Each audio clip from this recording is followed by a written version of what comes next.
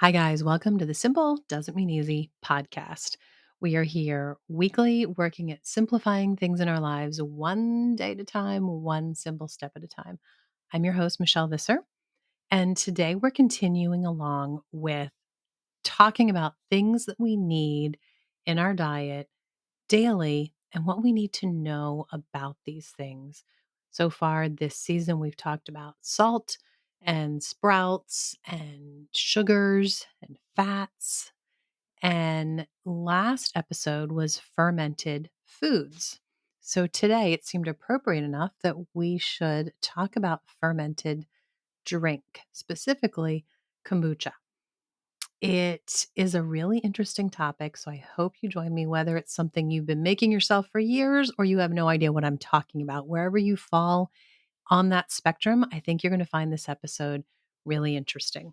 If nothing else, we're going to be talking about some really fascinating things about gut health. So I'm glad you're with me.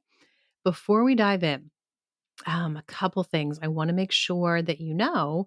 If after listening to this episode, you decide, I really want to know more about how to make my own kombucha, I actually have an entire masterclass, 12 modules with lots of videos and all kinds of downloadables and printables to walk you through everything you need to know to literally be an expert at making the perfect kombucha every time. It's something that I knew as soon as I nailed it myself about a decade ago, and I figured out all the details I needed to know to make this stuff perfectly. Okay, not perfectly. I still make mistakes. I still let my kombucha go vinegary sometimes, but for the most part, nailed it when I figured out the right teas, the right details. I just knew this was something I wanted to put together to help others understand this. So it was actually the first course of its kind that I personally created, first masterclass I ever tried to put together because it was important to me to help others know how to do this. So it's Kombucha Academy. And if you use code podcast, which I'm mentioning nowhere else, this is just for you guys for a limited time. PODCAST is the code. You can get 30% off an already discounted price. So take out the guesswork, get rid of the learning curve, and start making this deliciousness that can replace Coke to your family. Delicious carbonated drink, and it can truly improve your gut health. Go to solelyrested.com/kombucha, KOMBUCHA, solelyrested.com/kombucha, and use code podcast. Also, last week, um, I reminded you of one last week to get a chance to win. If you're on YouTube, you see me looking. I'm looking for the books to hold up for you. Here we go. A copy of Sweet Maple and a copy of Just Show Up. Drew Dick was on the podcast back in November. Really great episode if you haven't caught it. Um, I'm giving these away today. Everybody who has left a review since I had Drew on, everybody who's left a review over on Apple Podcast, their names went in the hat. And the winner is, let me look it up. Drum roll, please. Um, Peeled 4, PEELED 4 is the name used when they left this review back on December 4th. It says informative and helpful. I love how in depth the information presented here is. This podcast is so informative, well researched, and well presented. Thank you so much, Peeled 4. You get a copy of both of these books coming your way. Just reach out to me so that I can get these mailed to you. Okay. Um, what else? What else? What else? There was something else before we dive in. Oh, one last week that you can have a chance to win free access to your choice of either Kombucha Academy or my other masterclass, Maple Syrup University, where I walk you through how to make your own sugars by tapping trees. And you don't have to live in the maple belt and you don't have to own a maple tree. Trust me on this, guys. If you're interested in a chance to win free access to one of those courses and a copy of my book, all you have to do is go over to my YouTube channel, make sure you're subscribed, and leave a comment on a recent video. It can be the video for this episode right now. If you're watching it on YouTube, just leave a comment, make sure you're subscribed, or it can be any of my recent videos. There's My newest one is about how to make the perfect cup of black tea. So pick a recent video, leave a comment, and you're automatically entered. I will announce that winner next week. Okay, I have a question for you guys. Do you choose the crumbs and the dust off the floor when you're choosing your snack or your meal? Of course not. So, why do we do this with our tea?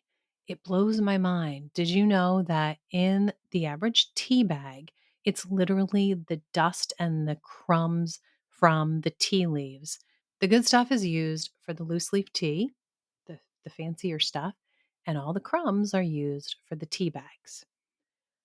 So, if you would like to taste tea, if you've only ever used tea bags, if you'd like to taste the most amazing teas, the best of the best, please go check out the sponsor of this episode.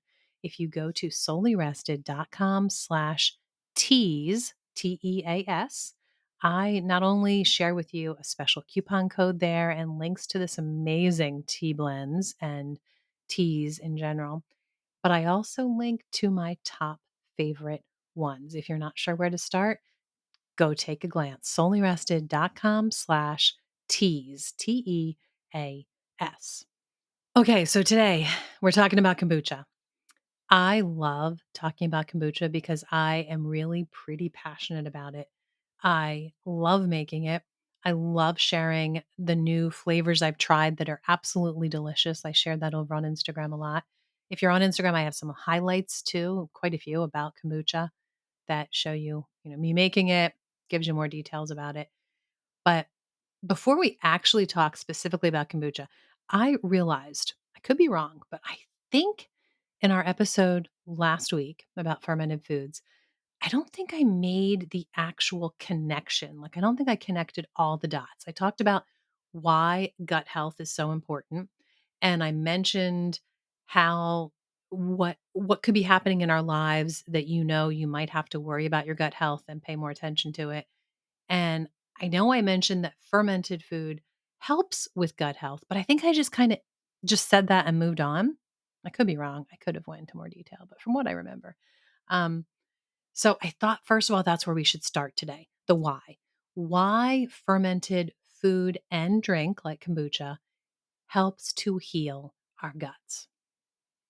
Fermented foods are, you probably know this, just preserved using a really age old process that's been around for thousands of years. But it's more than that. It's not just about preserving the food, it actually boosts um, the nutritional value of the food. So it increases the shelf life. You instead of keeping a tomato, being able to keep it for just 2 weeks and then it's all moldy, you can keep a tomato for years if it's fermented. But it also puts more nutrition in that tomato after it's fermented than when it was fresh, which is mind blowing because most food preservation methods deplete the food of vitamins and minerals and other nutritious great stuff. It's still better for you, if you're canning your veggies, still much better than if you're buying the canned veggies at the store because you're using fresh veggies and canning them right away and your process is better. So it's still better for you, but it's lost a lot of nutrients once you've canned it versus when it was fresh from the garden. That is not the case with fermented food because literally through the process of fermentation, chemical processes are going on that are increasing the amount of nutrients. So, how does it work? There are actually microorganisms that convert carbohydrates into an acid or an alcohol that preserves the food. Now, in the case of kombucha, that microorganism, well, there's many of them, there's probably hundreds of thousands of them in a scoby, which is spelled SCOBY. It's an acronym, and each of those letters stand for something. It stands for symbiotic culture of bacteria and yeast, SCOBY. And that is the microorganism that is doing all the work. And it's taking the sugars, which that is that simple form of carbohydrate. It's taking the sugars that you feed your fermented tea and it's turning them into an acid that is preserving the tea sitting there on your kitchen counter. But the cool thing is, not only is your SCOBY working at making your drink really nutritious, or your culture of food is, sitting there in the jar and getting more nutritious, but that fermented food and drink actually is giving your body an extra dose of healthful probiotics. There are live microorganisms in that kombucha or in your fermented foods. And those live microorganisms are so crucial to good gut health. So, this is the little part of the story that I think I skipped over in last episode. You see, your digestive tract is teeming with 100 trillion bacteria. And I didn't make that number up, I actually looked it up. 100 trillion bacteria and other microorganisms are living in your gut at all times. And research today, the more we study gut health, the more research is realizing and revealing the importance of a really diverse intestinal microbiome. So, the more diverse of the different organisms that you have, um, it's really fine tuning your immune system, and it's helping your body ward off inflammation, which leads to so many nasty problems.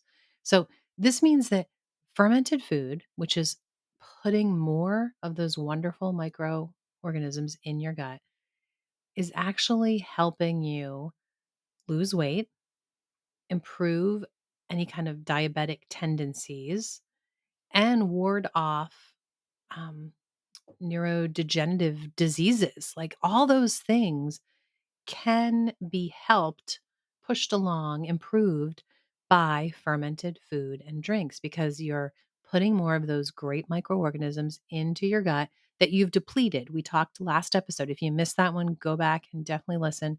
We talked about the many ways in our modern society that all of us are absolutely depleting our gut of these wonderful microorganisms. So if you're drinking kombucha or eating fermented foods, you're putting them back in and you're replenishing the good stuff.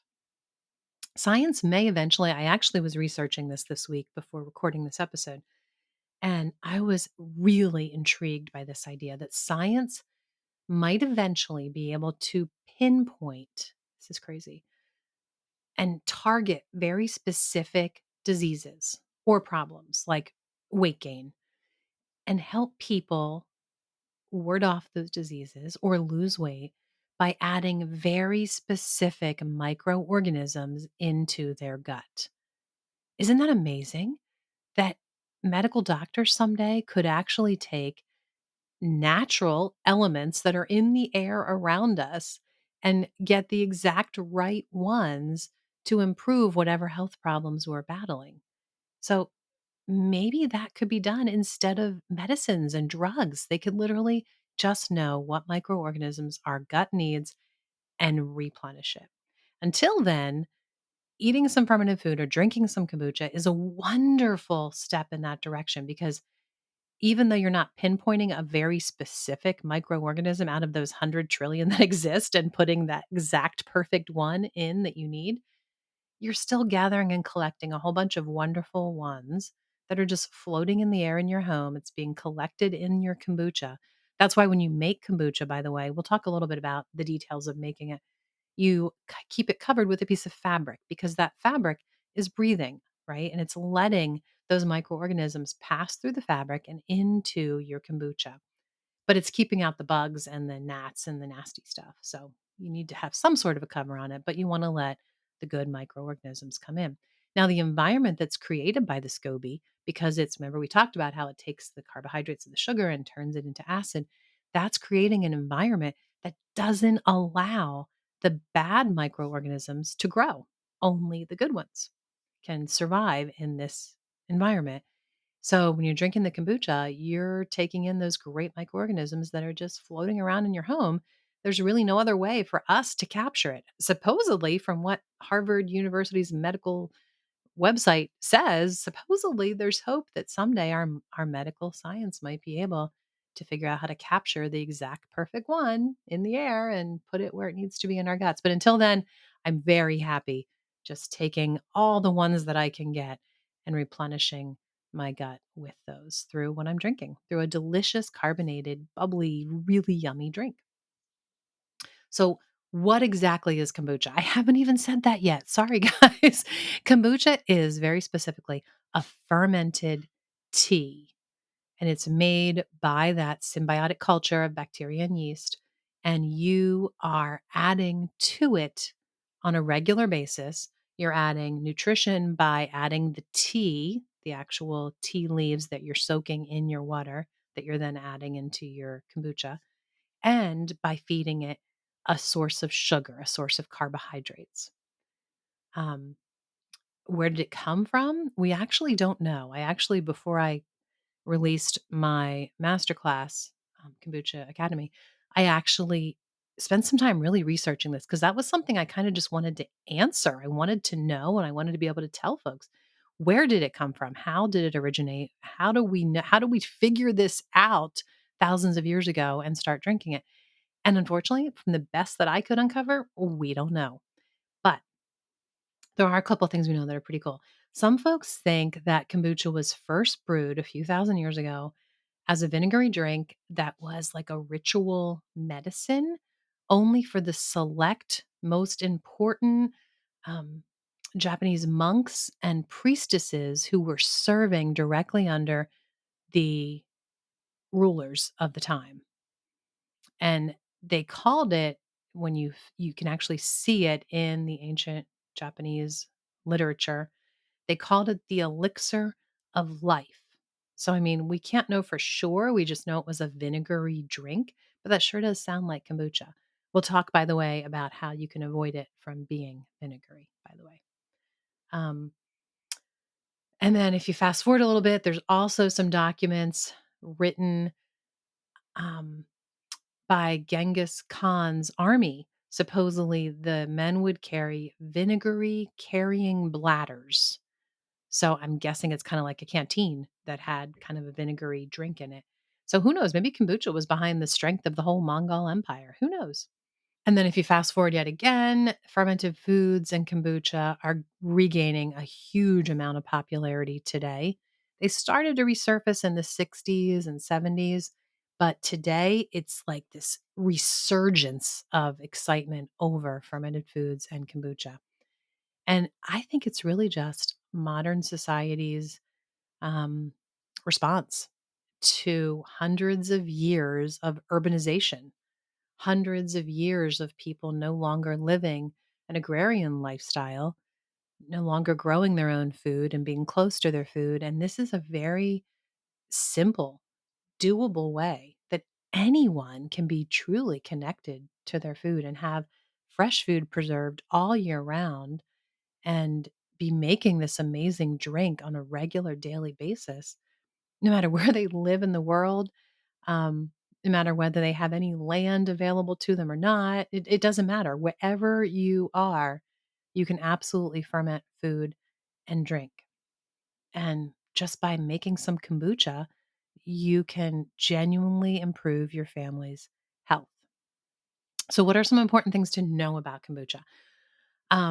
First of all, I told you that you need to have the teas because the tea actually has nutrients that keep your SCOBY alive. And the main nutrient is tannins. Tannins are naturally occurring compounds in tea leaves. Typically, herbal teas do not have tannins, but I do have a little secret for you. You'll often hear people say you can't use any herbal tea. You have to use tea with tannin. Most people will tell you have to use black tea. That's really not true at all. I'm not sure why people think that's, I guess they just think it's the easiest way to make sure you're getting tannins and they don't want to explain what tannins are. But you definitely do not have to only use black tea. What you do have to use is tea that has tannins, but you can even use some herbal teas. It's tricky though, because if you're not using the right herbal teas, then you're going to kill your SCOBY. I break down lots of details about that in Kombucha Academy, but I will tell you that rooibos, Rooibos, I think is how you spell it. It's a tea that's grown only in South Africa. It's a red leaf. It's a very tiny leaf, and it's naturally sweet. It is an herbal tea that actually works very well for feeding your SCOBY and making kombucha. And I love combining it. I love making a blend using different percentages of rooibos, white tea, and black tea. Sometimes I'll add some green tea. Different reasons, those different teas will do different things for your brew. So it's good to know, if you are having certain problems with your kombucha brewing correctly, you can add more of one tea or less of another. So it's fun when you get into the details and how you learn that you can literally improve your next batch just by changing up your percentage of what kind of tea you're using. But um what I would say, I don't want to forget to say this, is it very important to me at least that I use organic tea for this. And I also don't want to use tea bags. When I first started making kombucha, I was using Lipton tea because that's what I was told by the person who gave me some SCOBY, that this is the only thing you can do. You have to use Lipton tea bags. You just have to, or your SCOBY isn't going to live. I don't know why somebody told her that and why she passed the knowledge on to me because it's not true at all. But in the beginning, that's what I did. Um, but now I don't use tea bags because I don't want that little bit of bleach to become part of my fermented tea.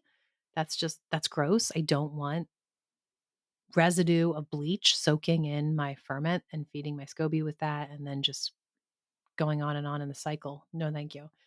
And I also don't want that to happen with any pesticides that might be on those tea leaves. When the Lipton Company gathers up the tea from the fields, they don't wash them. They just shove them in the bags. Well, like I told you earlier, they actually just take the dust and the crumbs and shove those in the bags. And the bags are bleached. So, no. I would highly recommend using organic tea and make it loose leaf so you don't have the bleached tea bags.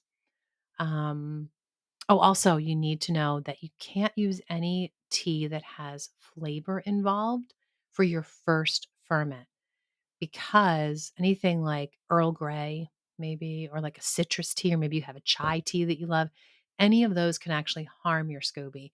And they're not going to have enough nutrients to feed your SCOBY. So while there are a lot of options, there are also a lot of things you should avoid. But once you just simply know those windows, you can have so much fun experimenting with the different taste profiles and how they impact your kombucha.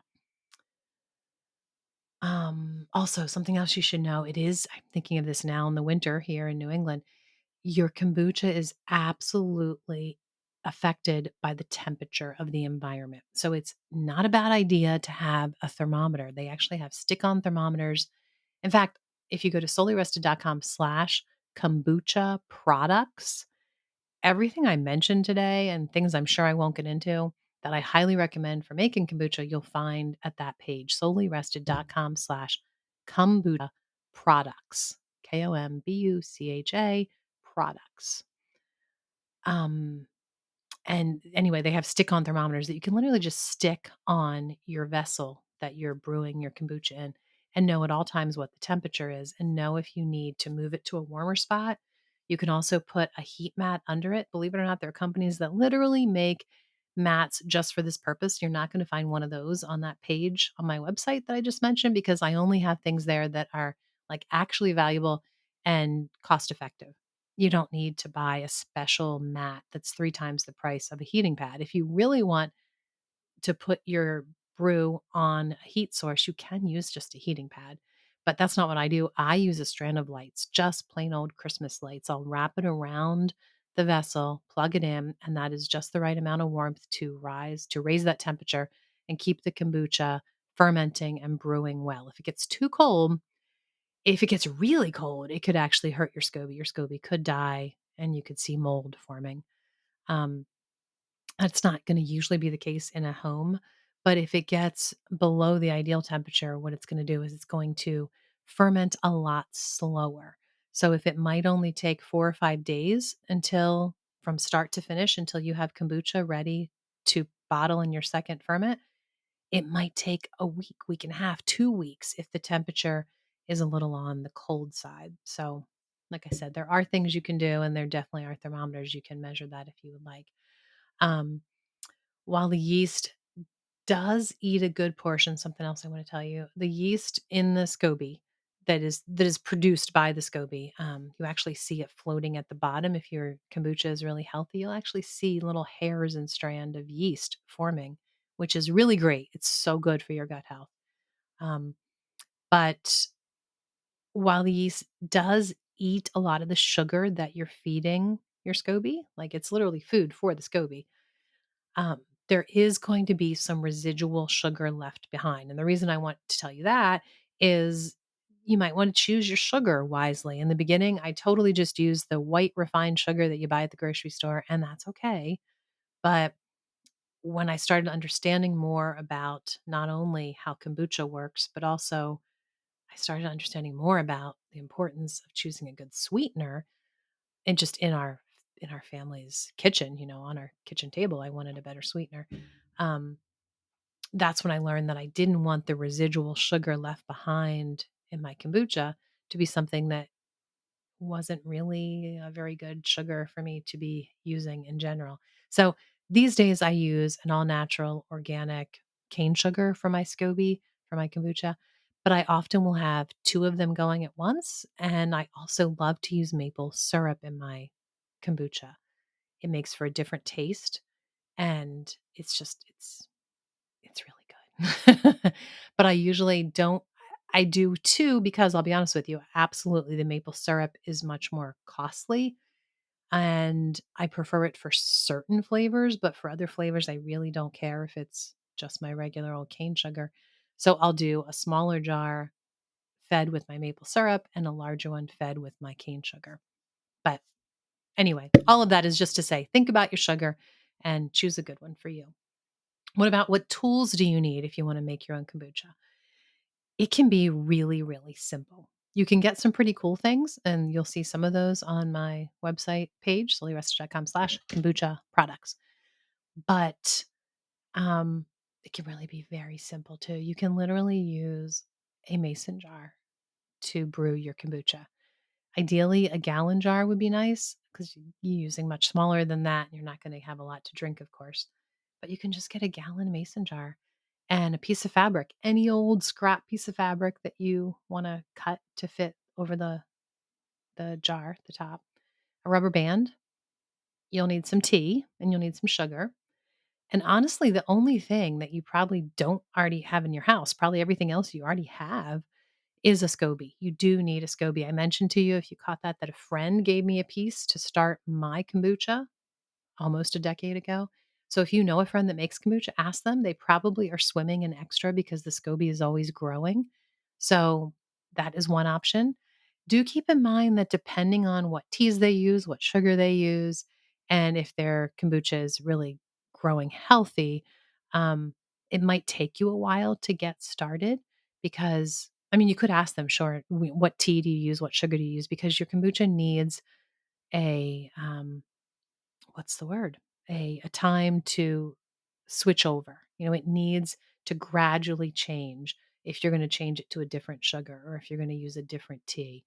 Otherwise, it could really get quite a shock and it could take weeks, maybe even months, honestly, to start growing and actively making some good kombucha for you. Um, so another option is to purchase one, and I have an absolute wonderful one that I would recommend. There's only one I recommend honestly because it's the one I know the most about. It is top-notch high quality, at my website, at the page I mentioned. Oh, also there's a discount code there for the SCOBY. I forgot about that. I just remembered. If you go to solirester.com/kombucha products. By the way, there's no space in that. It's literally just kombucha products without a space. There's a discount code there as well. So it links to my absolute favorite SCOBY with a discount code. It's an amazing company. Highly, highly respect them. Um, what else do you need to know? Okay, so I can't tell you exact amounts because there are variations. It depends on the size of your vessel to really be able to tell you how much tea, how much sugar. And there's also two ways of brewing it. You can do a continuous brew, which is what I do, or a batch brew. And depending on what you're doing, you're going to need different amounts of teas and sugars. Also, Another thing that I do is I make a concentrated tea blend that is highly concentrated with both tea and sugar so that I can keep that in my refrigerator. It keeps very well for 6 to 8 weeks. And I can simply add a little bit of that and some water every time it's time to make more kombucha. And it makes it just so much faster and easier for me because otherwise, you do have to boil your water and steep your tea for at least 10, 15 minutes, add your sugar, wait for that to cool, and then add it to your brewing vessel. If you don't wait for it to cool, your SCOBY could very well die. So you don't want to kill your SCOBY. You don't want to put really hot tea on top of it. So it's nothing complicated whatsoever. But because there are all those steps, I love having a concentrated uh, tea blend in the fridge that I can just add a quarter cup of it and a pitcher full of water, and I'm good to go for my next round of kombucha. Um, oh, another question I get often is, how do you know when it's done? Like, how do I know when it's time to put it into the second ferment? I'll explain what that is in a second. And honestly, it's a very simple answer. You taste it. That's one thing that's wonderful about DIY kombucha. You make it the way your family loves it. And if you like it to be a little bit vinegary, which some people do, some people love that about kombucha, that it tastes a little vinegary. More power to you. Go for it. But if you don't like the vinegary taste, then you simply want to stop the fermentation cycle sooner. So taste it. And after you get through a few rounds of making it, you'll have an idea of how many days, whether it's 3 days or 6 days later. And you'll also learn that as the seasons change and the temperature in your house is different in different seasons, that that will impact that range a little bit. But you'll get used to it and you'll know, oh, it's been 4 days. Let me test it, see if it's ready. A great way to test it, by the way, is to take a straw and just gently put it around the edge of the SCOBY, between the SCOBY and the container that it's brewing in. And you know how you can cover the top of a straw and then it fills up and holds the liquid as you pull it out? Just do that. Put your straw in, cover it with your finger, pull it out. That gives you a nice taste to know if it's ready to move on to the next stage. You don't have to do it that way. I just have learned that that's an easy way to do it. So I thought I'd mention it. Um, do you have to do another stage, the second fermentation? No. You actually, in fact, my daughter, who has been brewing for years, she loves just drinking it at first ferment. She really doesn't care for the extra flavors. She just does the first ferment and then she's ready to drink it. I love experimenting with different flavors. That's what I love the most about kombucha, honestly, is the experimentation and trying different flavors because sometimes you get the most amazing options and it makes me so happy. It's just fun having different flavors available every week. It's also really fun to make it and take it when I'm going to somebody's house for lunch or dinner because in fact people have started to kind of know me as the kombucha lady because I do that a lot. But it's just super fun because it's not something anybody usually makes themselves or has on hand. And to have different flavors all the time, people are like, "Oh, let me try this flavor." It's really fun. So I like the second ferment. You absolutely do not have to do it. The only point to the second ferment is honestly to give your kombucha the flavor. It is very good first ferment, though. Depending on the teas that you use in that first ferment, it makes a big difference in your taste. So you actually have a lot of experimenting you can do with just the first ferment, trying out different varieties of teas and different percentages. Sometimes I'll put half rooibos and a quarter white and a quarter black, or sometimes I'll just put a quarter rooibos and three quarters black. You can switch that around and it really does make for a different flavor profile. But if you want to get those different flavors, you do have to do a second ferment because you can't add the flavors in to your first ferment vessel. That will kill your SCOBY. It will really confuse it. And over time, it will literally die because some of those different flavors will be unhealthy for your kombucha. So if you want the flavor, you have to have a second ferment. So then you just take your tea out of that first ferment vessel and you put it into bottles. It doesn't have to be the fancy bottles. Sometimes it's fun to have those fancy narrow neck bottles with the flip top lids, but you can just use mason jars for that as well for your second ferment. As far as how to flavor it, um, this episode could go on another hour with me talking about all the different options. But let me just tell you, you can pretty much do whatever you would like because this is your second ferment. It's not involving your SCOBY. It's just the kombucha tea and whatever you add to it. I will also tell you that if you're having any difficulties with it being too bubbly, because sometimes bottles can explode if you have too much carbonation building up, or if you have problems with it not being bubbly enough, you can add or not add different things at both stages, the first ferment and the second ferment, to make that better the way that you want it. You really can nail this and get it exactly the way you want it. But, if you go to solelyrested.com/kombucha, so without the products word at the end, just slash kombucha, and you scroll to the very bottom of that page is all about my masterclass, but if you scroll all the way to the bottom, there is a link where you can click and you can enter into a free, totally free e-course all about kombucha. And there, I will instantly send you some recipes as soon as you sign up there to try out with your making of kombucha. So you can get some recipes right there very easily, solelyrested.com/kombucha. Let me see. I'll tell you some of my favorites. Some of my favorites. Well, my all-time favorite is not quite as easy to make as other things. My all-time favorite is blueberry lilac. I make a lilac sugar every spring, or lilac syrup, I should say, which I make from the lilacs growing here on the farm. I collect the nectar from the flowers and I make a syrup. And then I combine some of that. If it's a half gallon jar, I'll put probably about a tablespoon, maybe 2 tablespoons of the lilac syrup. And I'll add probably about a tablespoon worth of blueberries. If the blueberries are frozen and then chopped, that's going to give you the maximum amount of flavor. You can use less of them and you're going to get more flavor if they're both frozen and chopped up into little pieces. But you can just plop your whole blueberries in too, and they can be fresh, whatever. So that's my favorite. Um, Instead of telling you combinations, let me just rattle off some great things to flavor them with. I love using frozen fruit. It's a great use for fruit that's getting close to its prime or past its prime, and nobody really wants to eat it anymore. That's the case with citrus a lot in our house, and grapefruit and oranges. If you peel them and cut them up, put them in a freezer safe container or bag, they will keep for a year or two without any problems. And you can literally just take them out of that freezer safe bag and put them right in your second ferment kombucha. And that makes for a really yummy addition to flavor your kombucha. Ginger is another great thing that I love putting in my kombucha. I will go ahead and grate that up and freeze it grated in sections. Like I'll make a little mound and flash freeze it and then put them in a bag.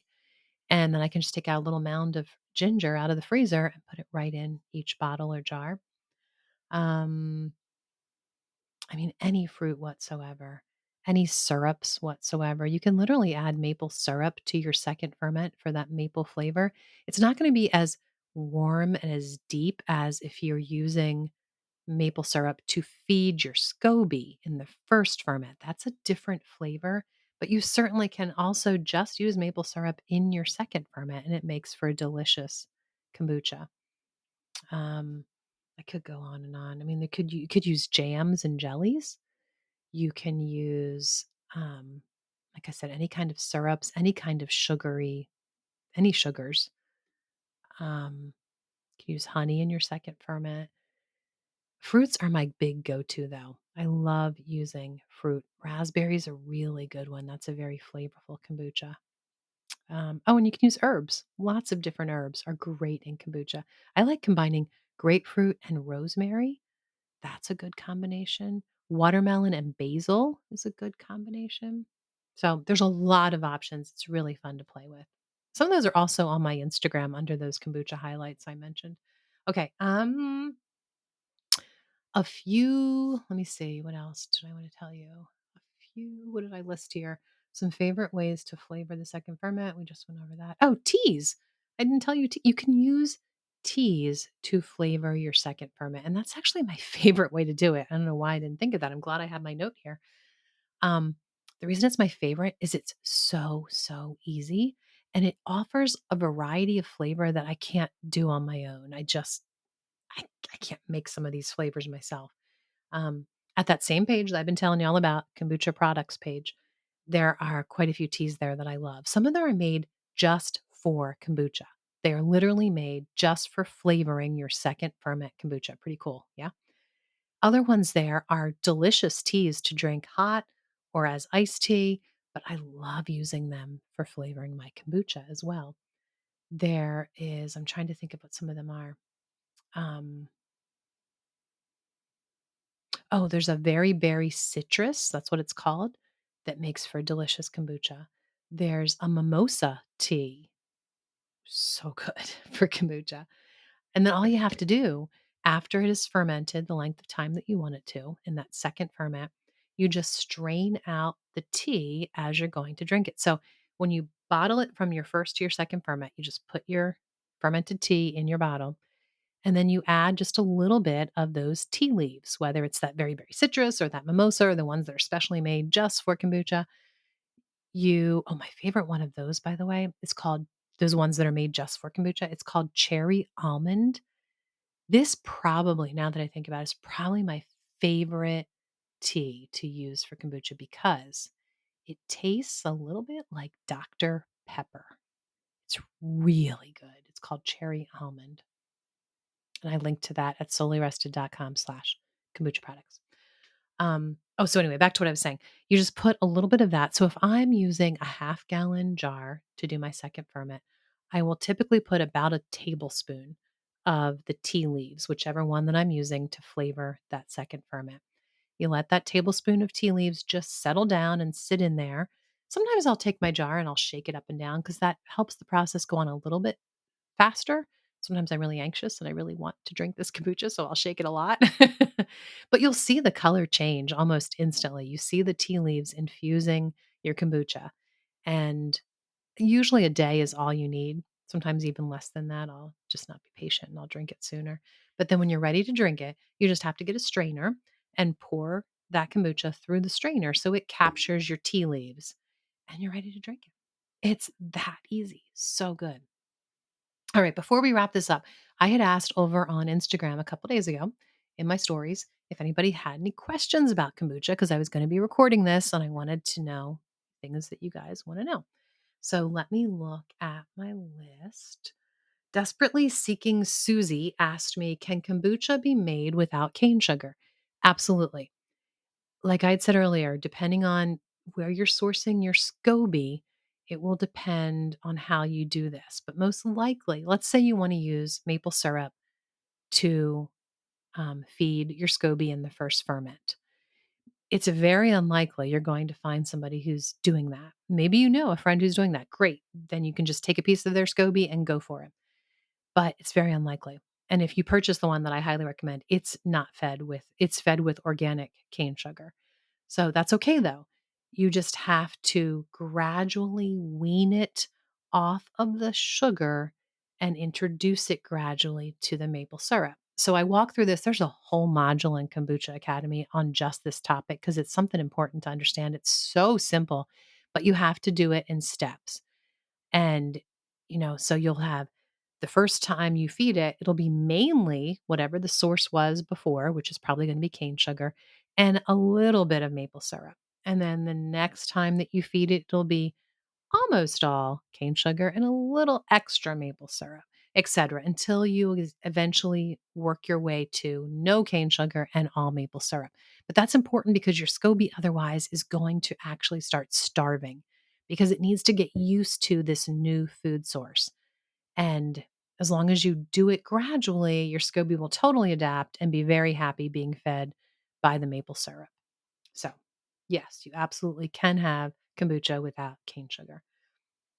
Next up, what else do I have here? Julia Mom 44 asked, how do I start? I know absolutely nothing. Well, then I hope, Julia, you're listening to this episode. Um, but I would say if you know nothing, first of all, find a mentor if you can. If you have a friend or a neighbor who's making it, go hang out with them for a few hours and find out all you can and get them to give you whatever it is that they have that they'll share with you to get you started. Um, but if that's not possible, then definitely look into Kombucha Academy because you're doing exactly that, but you're joining me in my kitchen and I'm walking you through it. And then another option, if you don't have those options, you could get a starter kit, and that's going to help you a lot because it's going to give you everything you need in one box delivered to your porch step, and you're ready to get started. So I list my favorite starter kit on the Kombucha products page as well. And there's also a discount code for that. So it's a great price because it's a kit and they've already discounted it. And then there's also an extra coupon code that they've given me just for you guys. So if you want to get started and just don't know how to start and don't want to worry about gathering the right things, get a starter kit. And actually, you know what? The discount code, what it's for, I just remembered, is for more free tea. That tea is delicious. I was thinking a few weeks ago that I should get some more of that. It is a special blend you will find nowhere else that is just for first ferment kombucha. And it's really delicious. I don't know the combination of teas they use. I should experiment and see if I can recreate it maybe, but they're fantastic, that that company and the tea that they offer, and you get a free bag of it if you use my coupon code with the starter kit. So, go check it out at sullyrested.com/kombucha products. I might wind up dreaming that phrase in my sleep tonight. Caroline Kate 10 asked me, I have a small piece of SCOBY. How do I make it larger? Great question. See, Caroline probably got a small piece from a friend, right? Which is great. Um, Believe it or not, a SCOBY grows on its own, especially if you know the right tips and tricks to really have a healthy brew. That SCOBY is going to grow pretty quickly. And it is going to fill the top of the liquid in your jar. Now, it's going to take, depending on how big it is, it could take maybe a month, maybe 2 months to get to the point that it fills in the whole top of the liquid. But be patient with it. If it's really small, if the source that it came from wasn't a really active, healthy source of brew, if you don't know quite the right things to do, it could very well be that it doesn't grow or it doesn't survive. But if it has all the right elements that it needs, it will grow rather quickly. I will tell you though, it might look weird. It will look weird. It will definitely look weird. I think this might be the number one question I get from Kombucha Academy students. They'll send me pictures and they'll be like, is this okay? Because you see, when the SCOBY puts out new growth, it is like a clear, and not really clear, cloudy clear looking. It doesn't look like the actual SCOBY itself. The SCOBY itself is like a beigey brown. You can't see through it. But this new layer that it puts out is definitely, you can see through it. Um, and it looks, sometimes it gets spots on it and it just looks weird. It looks like that can't be good. That's got to be like mold growing or something. And that's what people often think. But it's just the new growth of the SCOBY. So just so you know, it might look a little weird, but it is going to grow and eventually it's going to totally fill it in and be that dark, not see through, not transparent, you know, thick layers of SCOBY eventually. Marie Long, she had a couple questions. She asked, I want all the second ferment ideas. We just covered that. So hopefully Marie listens and gets that. And then she asked, what can I do with way, with a lot of A's, way overripe kombucha vinegar? Great question. Um, Even when you know everything there is to know about making kombucha and you have nailed it and you've perfected it, there are going to be times where life, takes over and you forget about the kombucha. It's just going to happen. Or you're going to go away on vacation and you come back and it's like, oops, it's a little too vinegary now. That's okay though. Never ever throw away your vinegary kombucha. It's good for a whole lot of things. In Kombucha Academy, we go through a whole lot of things and I give you recipes and detailed ideas. But I will tell you right here, wow, this is getting long. I need to wrap this up. I will just tell you my favorite way to use it as a cleaner. I simply take that vinegary kombucha and I add my favorite essential oils and I add a spray bottle lid to my jar. And it's my favorite kitchen cleaner. It does an amazing job of cleaning the kitchen counters. If you don't want to use essential oil, you can even use actual like citrus slices and let it soak in the vinegary kombucha for a few days, take out your orange slices or whatever it is, and it's a fantastic cleaner. Highly recommend. Sometimes I even think, man, I wish I had some vinegary kombucha available because I need more cleaner. Um, okay, so I think that's it. I want to remind you that there is a giveaway going on over on YouTube for a copy of Sweet Maple and free access to Kombucha Academy or my maple syrup university. Just go subscribe to my YouTube channel, Solely Rested, and um, comment on a recent video. That's it. Every single comment that's on a video in the past 2 months is going to be entered for a chance to win. We'll be announcing that in the next week or two, I think. I don't have a calendar here, but it's coming up. Um, and don't forget, you can get 30% off Kombucha Academy with code PODCAST, PODCAST. Just go to solelyrested.com/kombucha. Check that out, find out more about it, and take 30% off the already discounted price with code PODCAST. Okay. Gosh, I love talking about kombucha. So I hope I didn't go on for too long. I hope that there were some really interesting things for you there. I hope I encouraged you between last episode and this one, in one way or another, find some fermented food or drinks, start making them, and start enjoying them. They're delicious. They're so good for you. Your gut, your gut called me the other day and it told me that you need this. Just saying. So all right. Thanks for listening, friends. And remember, I know it's easy to forget how blessed we are to live this life. So enjoy those simple, everyday efforts. They aren't easy, but it's a good life.